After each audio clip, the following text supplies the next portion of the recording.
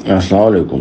ये जो दो वीडियोस हैं ये मुल्तान के क्वारंटाइन सेंटर की हैं, जहाँ पे 20 अप्रैल से फ़्लाइट्स आई हुई हैं, कुछ शारजा से, दुबई से।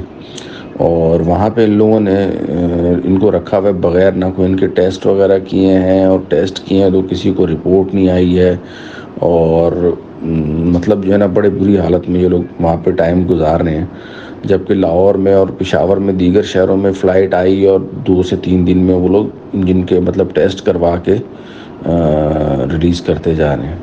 लेकिन इनको यहाँ पे 10 दिन से इन्होंने कैद रखा हुआ है।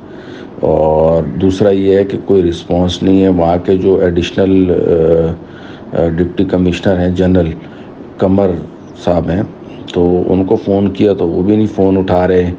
और उनका पीए है अहमद, उससे बात हुई है, उससे भी बात नहीं, वो भी फ़ोन नहीं उठा रहा, ना कोई रिस्पांस दे रहा है।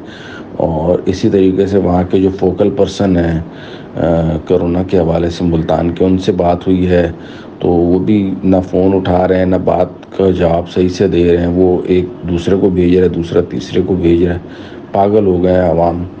तो उस्मान बुज़दार साहब से अपील है कि इसके ऊपर फौरी तौर पे एक्शन लें।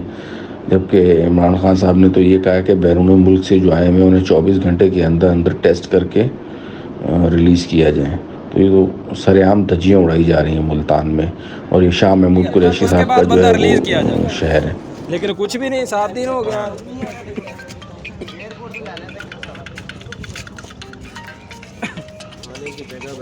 आज अगर तुम लोगों ने घर नहीं भेजा, ये तारे आज हम क्रॉस करेंगे।